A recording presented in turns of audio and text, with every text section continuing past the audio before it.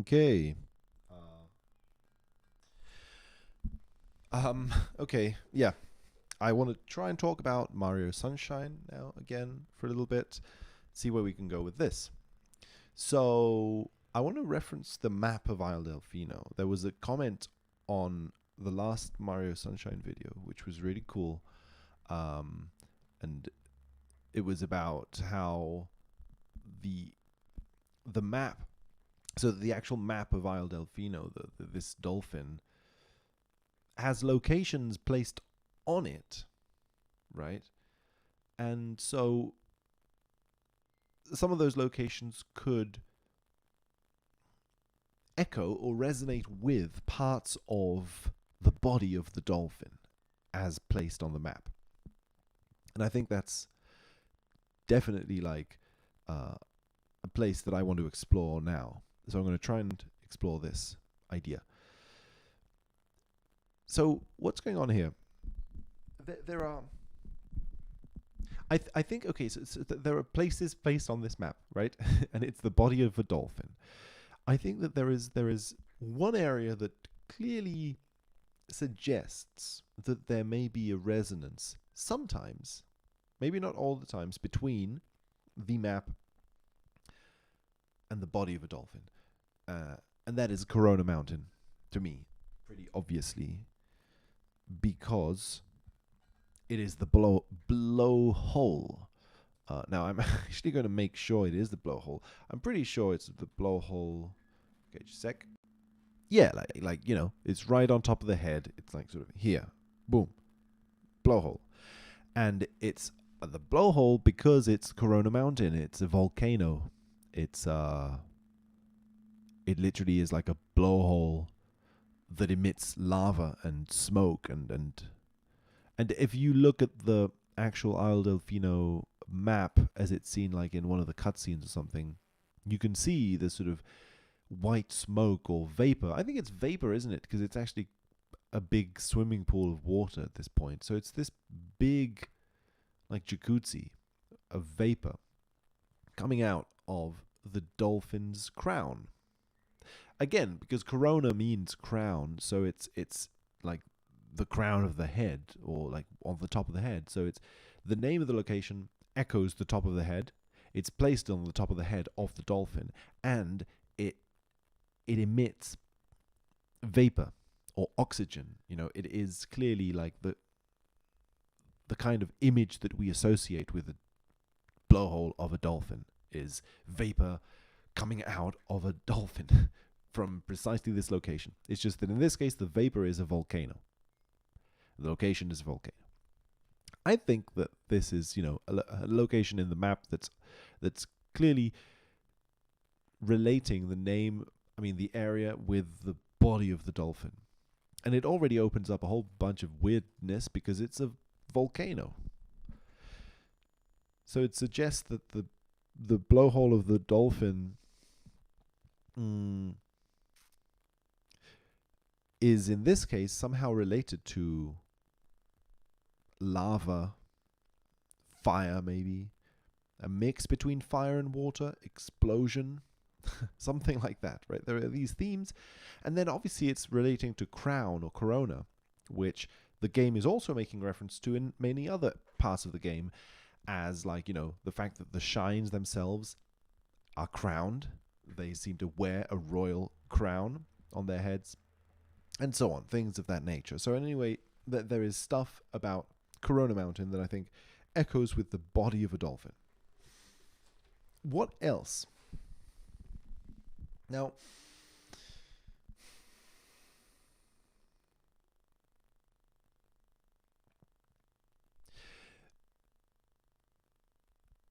yeah, there are two locations I want to look into.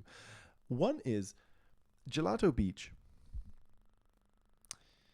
is placed roughly in what might be the stomach, the tummy of the dolphin. And what can we say about that? Well, first of all, it's the only area, I think, that is named after a food, gelato, right? So it's the area that is about food in its name, at least, is placed in the tummy. Food, eating. Okay, but then I wanted to think about the actual area itself, because I know that in Gelato Beach there is a scene of consumption of food, because there is the whole watermelon festival thing, where you bring watermelons to be consumed, to be turned into food, and then, well, to be processed. So, in any case, I was trying to think: is this the only area in the game where food is eaten in this way, as a at least as a major mission in the level, as one of the shines? Are they even called shines? I don't know. Yeah, I think there's one of the shines that you get, right? Because it is one of the missions is engaging with some sort of a food festival, a food consumption festival in Gelato Beach, which is again named after a food. Blah blah blah blah blah. Okay, well, let's look at it. I'll have to look this up. So a preliminary look through this makes me feel as if you could say that Gelato Beach is the only level where there is a shine that you get that has something to do with providing food or eating food by the residents of the area, let's say. So it's an area where the residents of that area eat food, and you have something to do with that. Because obviously you could say that there are levels, I think, in Serena Beach and Rico Harbor, where you use Yoshi to eat fruit. But I think that the eating of fruit of Yoshi is more like a power-up, or I don't know. I feel like there's something different going on whenever you use Yoshi. But, maybe it has something to do with it. I'm not sure. That's okay. So that's one thing you could say, I think. That it's the only level where that happens. So that's interesting, because then it's the belly. I also realized though that it's not strict. So it's not true that Gelato Beach is the only food level, because Pinner Park, you could say a pinner is like as a pineapple, I think, is also a fruit or a food. But we'll look at what the difference between those two is. I think that it's interesting that gelato is like let's say a processed food. It involves some sort of human manipulation in order to create. You grab fruit and then you manipulate it to create ice cream. And somehow that's what happens in this level. You're taking fruits, watermelons, but you're processing them into some other thing, whatever, like a smoothie, or I don't know what they're making. They're making some sort of watermelon juice, watermelon food that requires some sort of like grinding. Anyway, so maybe that's a reason. The Gelato Beach is the only level in which food is made and consumed by people, and it is placed on the belly of the dolphin. Okay.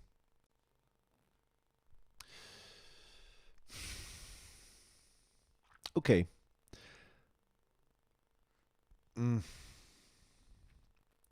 It's a strange one. So we have two themes at the moment. The theme of food, placed on the belly. The theme of blowhole, placed on the head, and somehow also symbolizing things other than just a blowhole, like a crown or fire or something like that.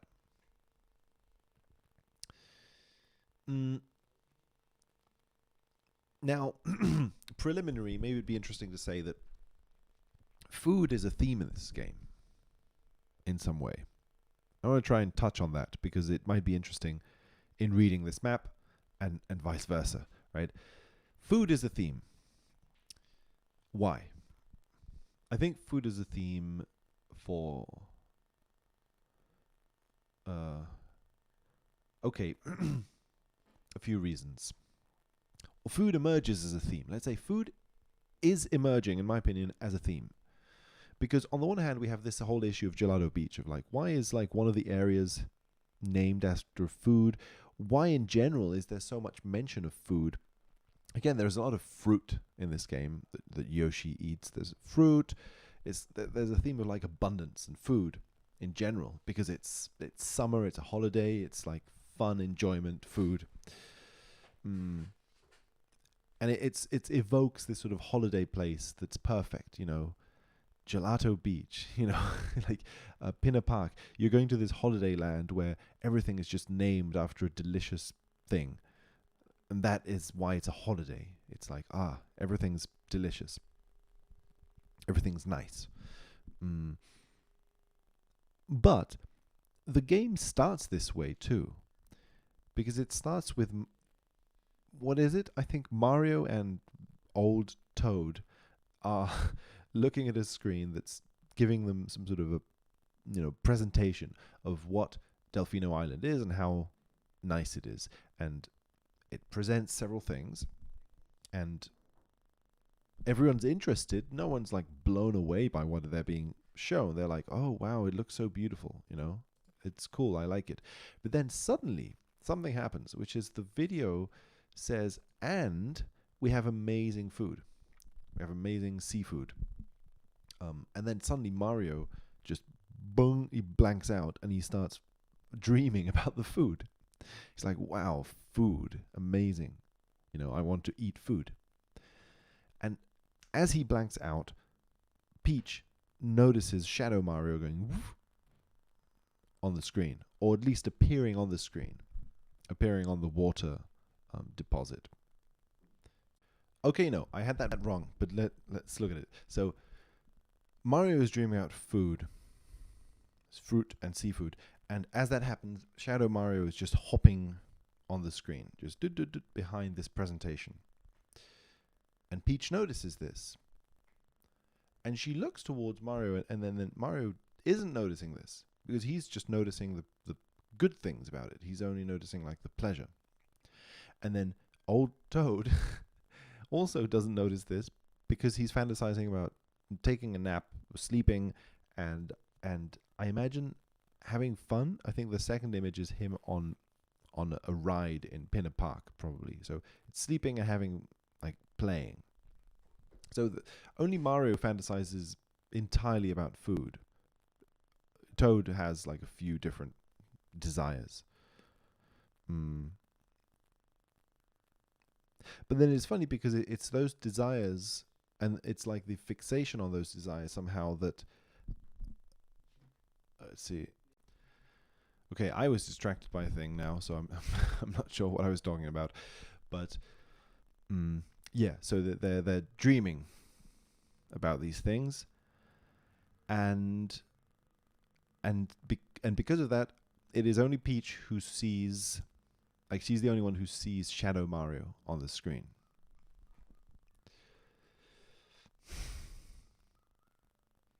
Okay, that's interesting, I think. Especially, so these are just little, like, dots in a sense, because it's not as if this is a huge pattern or a huge, like, thing to it doesn't present itself as a huge structure at the moment. But I think there's something there, right? I think there is something there. There is something about food. Food as maybe pleasure. The pleasure aspect of food, the way that pleasure can blind you towards things, right? Mario doesn't see Shadow Mario. Shadow Mario is a shadow version of himself. So he doesn't see his own shadow on the screen. He doesn't see his own shadow in general, because he's sort of, he's just seeing all of the pleasures that he could indulge in and enjoy. Maybe, indulge is maybe a bad word, but just enjoy. He's seeing that he could enjoy a bunch of things, and it doesn't let him see the shadow. So, okay, yeah, I see I remember now what I was trying to say about this, because it's this specific thing that there is a negative aspect to food that this game is presenting in this initial sequence. a negative aspect to food. It's saying food and the enjoyment of food is seen to carry a consequence here, which is that you don't see the shadow. And this consequence is a bad consequence because it would be good if you saw the shadow. Somehow, is I think what the game is saying. So, okay, there is something bad to eating food. Watch out. Then, so it's funny because this same message gets repeated in Noki Bay. Because in Noki Bay, you fight this giant eel, which is, again, as far as I can tell, the maybe the only other mention of food in this game, as far as I can tell, which is this eel has eaten a bunch of food, and now its teeth are rotten, and it needs you to go down there and be a dentist for it. So you go down there and you clean its teeth, and then it's okay. So it's saying there was something bad about eating food. This eel ate food, but it didn't look after its teeth. So it looked after the... You could imagine it looked after the pleasurable aspects of eating food, but it avoided the hard work of it. It's like, okay, cleaning my teeth, not pleasurable. Eating food, yes, pleasurable. I will just do the pleasurable stuff. And then the game is saying, yeah, but there is a consequence to that. And it's a consequence that's pretty huge, actually, in this game, because it's not just that the eel has rotten teeth, which is, bad for the eel. It's that the rotten teeth of the eel then pollute the waters of the lake.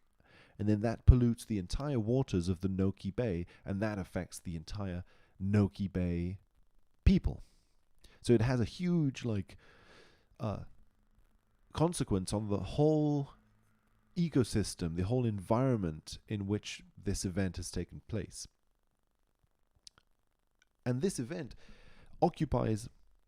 I'm focusing on this because I think this eel thing is not just one of the shines in Noki Bay. It's just a little mini game where you clean an eel's teeth. I think that it's bigger than that because it's the root cause of the pollution of the water. And Noki Bay, as a level, is mainly focused on the pollution of the water. For a long time, episode 1 is you trying to find the root cause for the pollution. You can't find it. And then in episode 4, you finally find it. So it's again, it's not a huge portion of the level, but it is, a whole sequence of events in this area revolve around the water being polluted. And the cause has something to do with food, because it's about eating food and then not doing anything about it. They're not facing the consequences of eating food, or not doing anything other than enjoying pleasure, which is what happens to Mario in the first area, the first cutscene. Enjoying food, but then somehow you don't see the shadow that's behind it. I feel something about food is happening in this game that has to do with that. And then that's interesting because it relates food to pleasure in a way. It's saying there is a relationship between food and pleasure. And then there is a double aspect here. There is pleasure, and then there is not pain exactly, but hard work or something. Something like that. And it's somehow showing the connection between the two, I think. So this relationship between between pleasure and food leads us to the other part of the map that I wanted to look at, which is Serena Beach. I'm very intrigued by this area because this Serena Beach, I think, a big theme of this area is pleasure, in the sense of, in an abstracted form, in the form of gambling. Gambling. Pinner Park is that too, but Serena Beach, mm,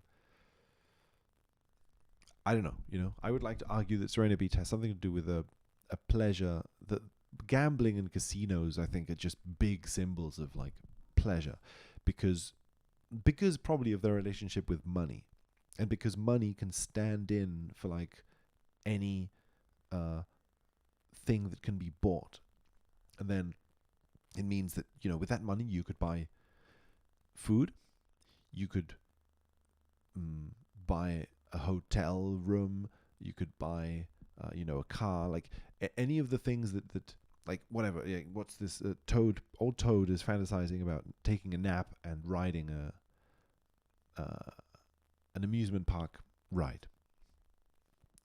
Uh, the, if we said that the nap had something to do with going on holiday, then you could say, okay, money, money. Like it's like the money in the casino is a lure towards the player, because it could be anything. It could be any of your dreams within a structure in which you buy stuff that then you can use. Mm. So Serena Beach, I think, is offering a dream of like any pleasure, any like pleasure that can be bought. Whereas Pinner Park is offering a specific pleasure. It's offering the pleasure of fun. Let's say fun as playing, as gaming. You know, and Gelato Beach is about the pleasure of like eating, but Serena Beach is like some sort of an abstracted pleasure of gambling, which could represent anything. It's like a dream of pleasure, I think. Mm.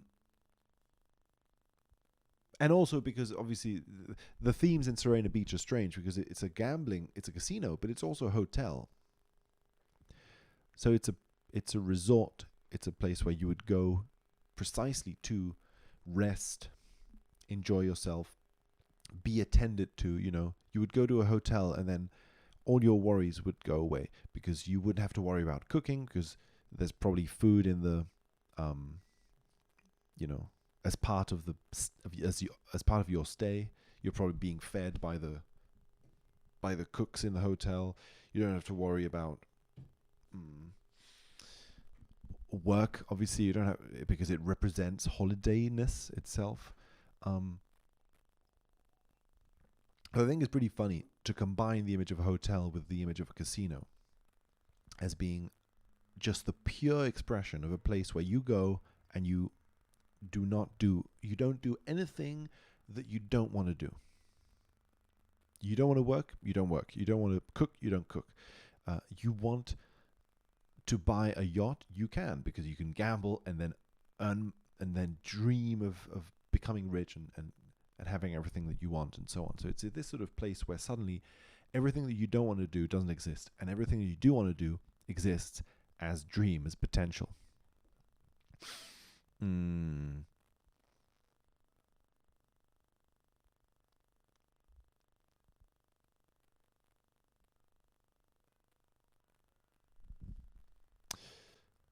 So then what's interesting about this is that if you look at this map and where Serena Beach is placed, it's almost, as far as I can tell, perfectly placed on the area that would correspond to genitals on a dolphin's anatomy. Like if you look at dolphin anatomy, like diagram on Google or something, the the place where the genitals are placed is like exactly where Serena Beach is. And that's funny because obviously genitals are in our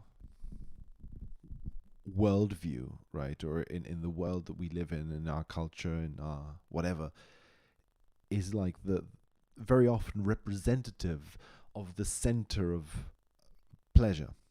Mm, right?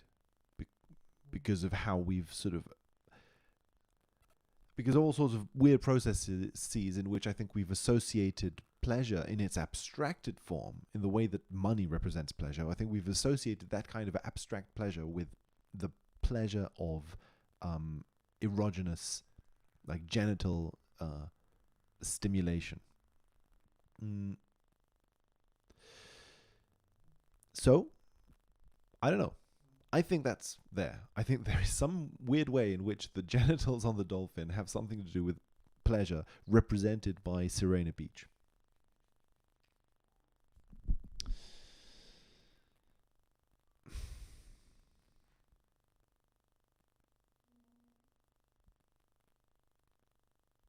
And in a sense, that's extra weird because Sirena is a siren, right? Which I think is very connected to the idea of a mermaid. And it's this idea where the top half of the body is human, and then the lower half of the body is animal or instinctive in some way. And I think it very clearly resonates with the idea that the lower half of the body, relating to the genitals, is somehow of a different order than the top half. The top half is this sort of like talky human part, and then the lower half is this sort of like dark animal part. You know, it's a fish's tail or whatever it is, you know? So it's funny that it evokes the idea of a siren precisely located on the genitals, right? So it's like, it's precisely the idea of genitals as the lower part of the siren, which I think it has, has been analyzed that way in a lot of mythological studies and things like that. That's a read of the idea of the siren that I've seen. So anyway, I think it corresponds nicely with what's going on here.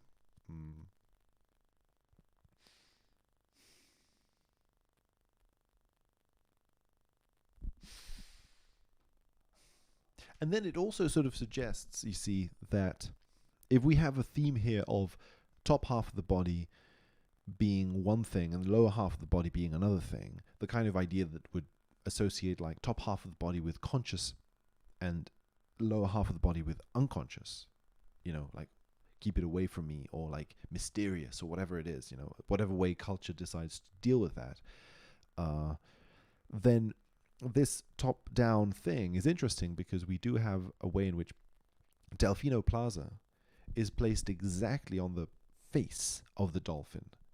And Delfino Plaza is the face of the dolphin, the face being like the most representative aspect of our body as the top half of the body. It's like me, my face. And then lower half, genitals, anus, whatever, is like away, This is the fish's tail. It's not human. It's something that's away from me. So face is me, conscious, and it's Delfino Plaza. And Delfino Plaza is like the main home of this island, right? It's like the main. Here we are. It's where you first arrive. So it's the home place of this island, the hub world, obviously, that's connected to all the other areas, but somehow is representative of them. It's the hub where all those areas are included, or and it's also the first place you arrive at with your airplane. You arrive on this place, and it's like, okay, Delfino Plaza represents Isle Delfino. It's like the capital city or something. It's like me. I represent Delfino, Isle Delfino, and it's the face of the dolphin. The face of the dolphin, the most like representative part of the conscious aspects of the dolphin. And then Sirena Beach, blah blah blah. Pinner Park is the lower parts. And then obviously it's funny because we have this weird way, and this was mentioned by the comment on the previous video, which I thought was really cool, is that Pinner Park is the area where you get this cutscene, which is like the middle part of the game, the revelation that that there is some weird machinery by which Bowser's son is pretending to be Mario, and all this sort of plot development stuff takes place on Pinner Park. And then it develops its way towards Corona Mountain. Corona Mountain is the conclusion of that story. You actually meet Bowser and so on. So it's funny then, because Pinner Park and Corona Mountain are absolutely the top and down aspects of this image of the body. Corona Mountain is the top of the body. Pinner Park is the lowest of the lows. It's even lower than Serena Beach. It's even lower than the genitals, you see. So that's the thing. Corona Mountain is even higher up than the face, and Pinner Park is even lower down than the genitals and the anus. They exist on terrains that are at the absolute low and absolute top, and they're weirdly connected, right? Because Bowser's vehicle, right, Bowser Jr., flies from Pinner Park to Corona Mountain,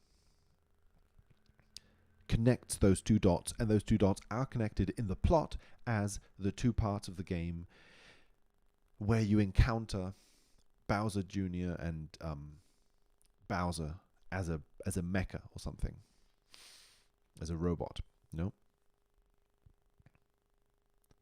So anyway, again, I think that that's being highlighted in some weird way by the fact that it's the body of a dolphin. And I'm not exactly sure, why these two things are connected, or what it means yet at this level, but I'd like to explore this. That is probably enough at the moment. I think there maybe is one other thing. Well, one thing that occurred to me just now, though, looking at the map, is that Noki Bay is home to the Nokis, and the Nokis, are based off these sorts of animals that have like a shell on their back, right? These sort of I don't know what you'd call them. These sort of shelled animals that carry a shell on their back, like a snail, but in the sea.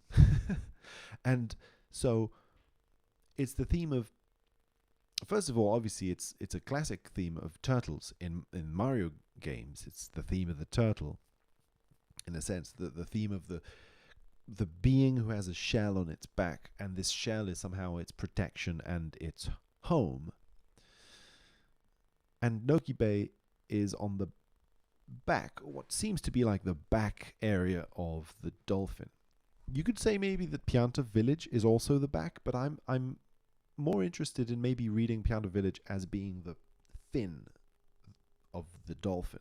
It's closer to it, and since all the other areas are placed on like very specific parts of the body, Rico Harbor is on the lower fin, and then Pianta Village would be on the top fin. I think that you could say that each area is on a specific sort of place. Maybe not Bianco Hills. I'm not sure what Bianco Hills is yet. But, Bianco Hills, like on this diagram map, it's very difficult to see. But if you look at the actual like in-game cutscene map, it becomes maybe a bit clearer that the hills of Bianco Hills, perhaps, are just the general body, the whole kind of greenery of the dolphin. Because most other areas are marked on the island as little patches of non-green land. Serena Beach, Gelato, Pianta Village. I see now in the actual map that it is like an area that surrounds the top fin.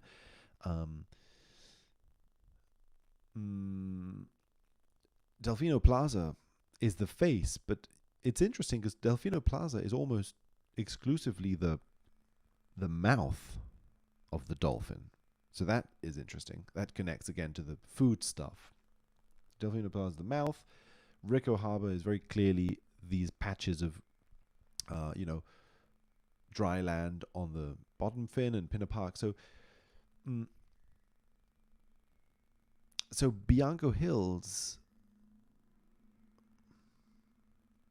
is the only area I can see that isn't sandy. It's purely green, a green hill.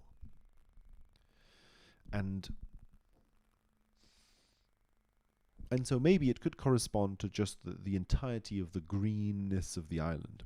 So the body as a whole, maybe it's the body as a whole. And then post Bianco Hills, you enter into specific parts of that body. Maybe.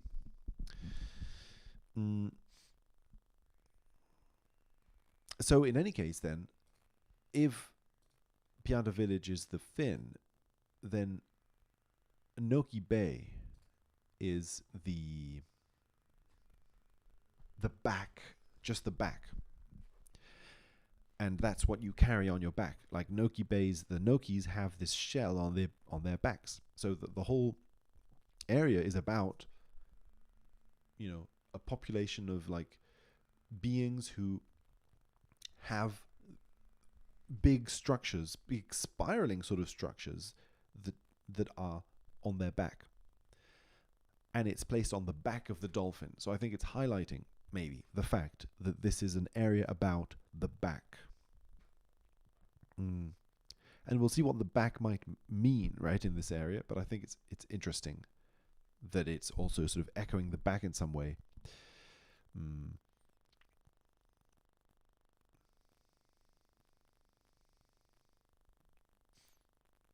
Yeah. Okay, so this is probably enough for now. I'll see where we go from this, where we go in, from this in future videos. So yeah, thanks. Bye.